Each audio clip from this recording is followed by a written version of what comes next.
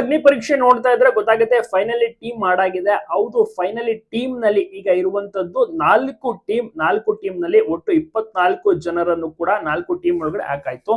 ಇನ್ಮೇಲೆ ಅಸಲಿ ಆಟ ಟ್ವಿಸ್ಟ್ ಗಳು ಶುರುವಾಗುತ್ತೆ. ಯಾಕೆಂದ್ರೆ ಈ ಟೀಮ್ ಮಾಡೋಕ್ಕಿಂತ ಮುಂಚೆ ಸಾಕಷ್ಟು ರೌಂಡ್ಸ್ ಗಳು ಇತ್ತು, ಜೊತೆಗೆ ಆಕ್ಟಿವಿಟೀಸ್ ಮತ್ತೆ ಟಾಸ್ಕ್ ಗಳನ್ನ ನೀಡಿದ್ರು.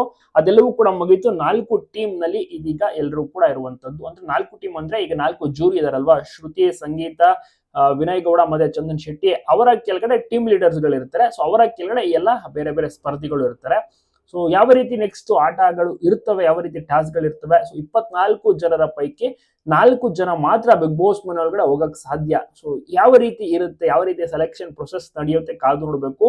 ಟೀಮ್ ಲೀಡರ್ ಯಾರ್ಯಾರು ಅಂದ್ರೆ ಲಕ್ಷ್ಮಿ ಅವರು, ರಾಜೀವ್ ಅವರು, ನಂತರ ಇರೋಂದ್ರು ಹೇಮಾ ಅಂತ ಒಬ್ರು, ಇನ್ನೊಬ್ರು ಪೂರ್ಣಿಮಾ ಅಂತ, ಒಟ್ಟು 4 ಟೀಮ್ ಲೀಡರ್ಗಳು ಇರುವುದು. ಅವರ ಕೆಳಗಡೆ ಎಲ್ಲ ಸ್ಪರ್ಧಿಗಳು ಇರ್ತಾರೆ. ಸೊ ಆಟ ಆಡಿ ಟಾಸ್ಕ್ ಗಳನ್ನ ಮಾಡಿ ಟೀಮ್ ಸೇರ್ಕೊಂಡಿದ್ದಾರೆ. ಸೊ ನೋಡೋಣ ಯಾವ ರೀತಿ ಇರುತ್ತೆ ಮುಂದೆ. ಜೂರಿ ಮೆಂಬರ್ಸ್ ಯಾವ ರೀತಿ ಅಂದ್ರೆ ಏನು ಟಾಸ್ಕ್ ಮಾಸ್ಟರ್ ಅಂತ ಕರೆದಂತ ಜಡ್ಜಸ್ ಗಳು ಯಾವ ರೀತಿ ಮುಂದಿನ ನಡೆಯನ್ನ ತೆಗೆದುಕೊಳ್ತಾರೆ.